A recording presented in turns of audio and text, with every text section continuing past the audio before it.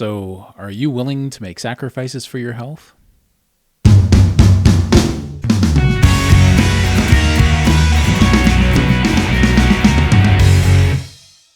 What's shaking, bacon? My name's Bruno Panucci. We're going to start with a bit of an update. So I've switched to regular ground beef instead of lean ground beef.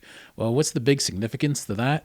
Well, it's changing my macros. So I've been getting 4 pounds of ground beef a day.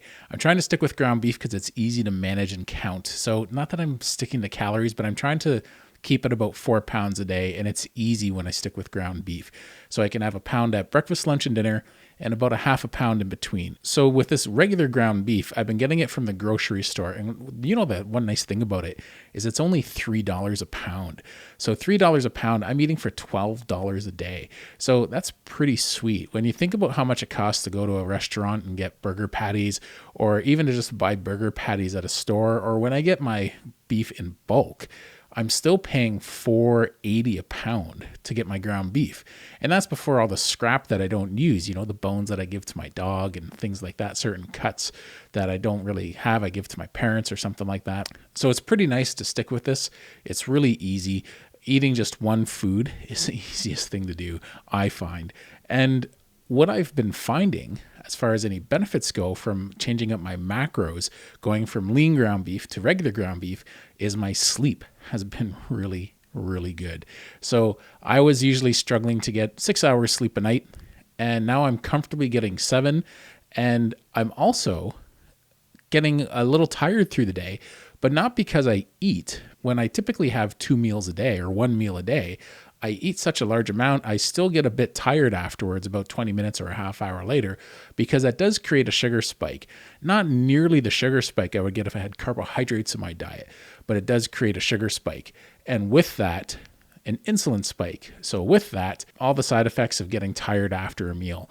So by having smaller, more frequent meals through the day, what's happening is my sugar is balanced even better on a carnivore diet. So it's pretty nice. And I find whenever I'm getting tired, it's before a meal. And then I eat, and I'm thinking before I eat, I'm like, oh, this meal's going to wipe me out, because I'm kind of used to feeling that way. But instead what happens is I have that meal and then I feel energized. So I do have a little bit more the odd time if I had a heavy day at the gym with weights, say like a leg day. So that's a large portion of the percentage of the muscles in my body. So I'm getting at least 50% of my lean mass when I'm doing leg day. So everything from the glutes down, versus an upper body day where I'm focusing on, say, chest, shoulders, and triceps, or back, biceps, and core.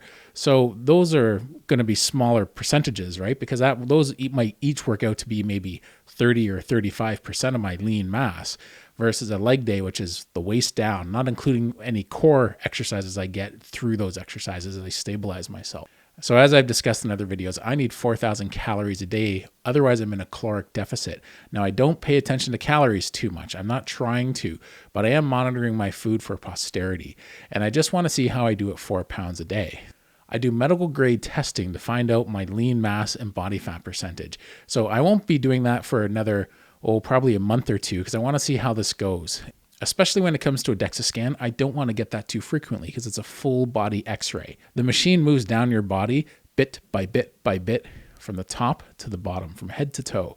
And that's a lot of x-rays. And I don't want to start doing that 6 times a year, maybe 2 or 3 times a year tops. And I'm also going to be doing the bod pod, which is a lot safer.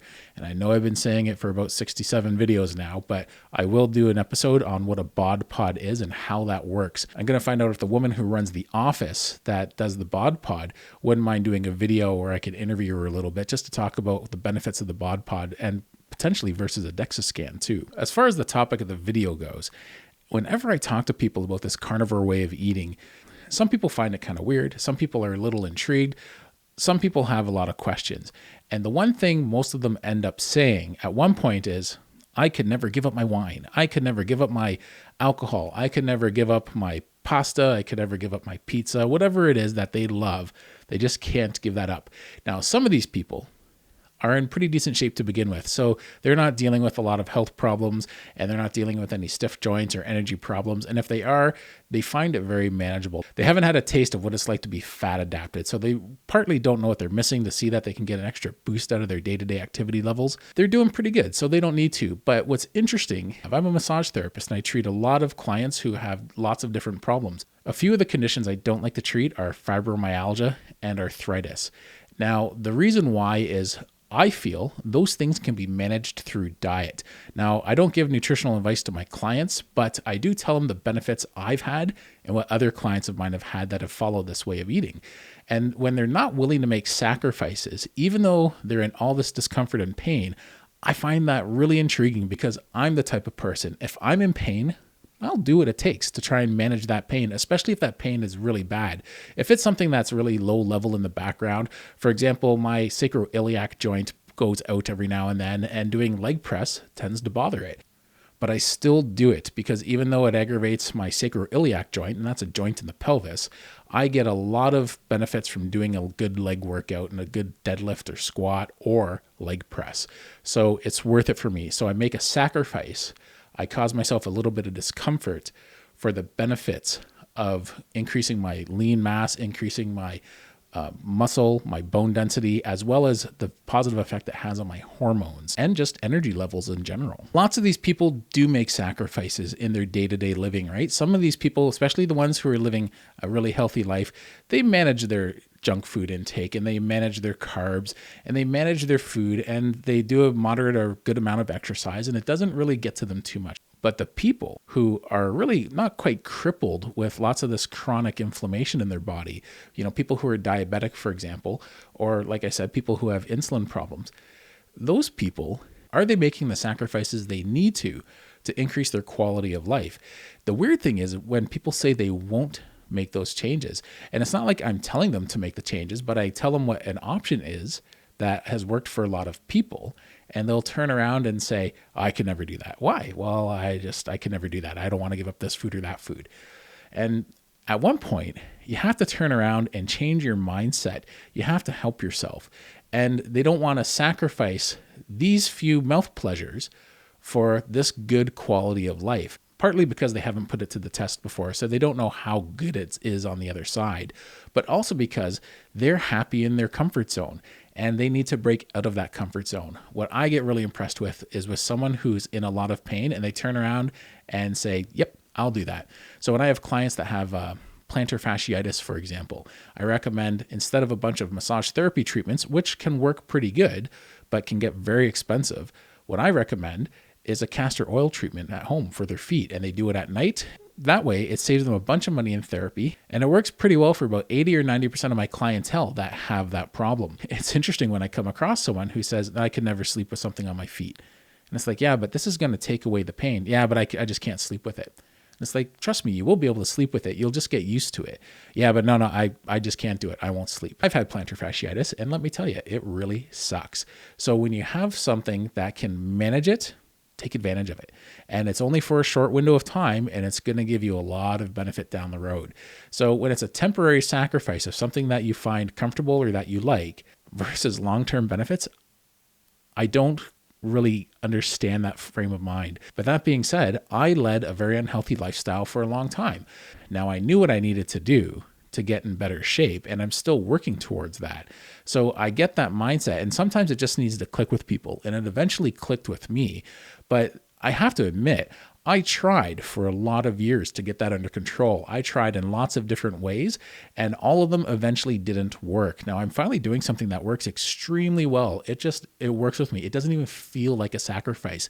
I'm not eating certain foods, but it doesn't feel like a sacrifice to me. We'll get into that mindset a little bit later. But what it comes down to is finding something that works for you. And it also comes down to time management. So if something that works for you is daily activity, well, you're putting a lot of time aside in the day, every week, to manage your joint pain and your activity levels and maybe your energy and hormone levels so that you're feeling good mentally and physically so you can go about your day-to-day life.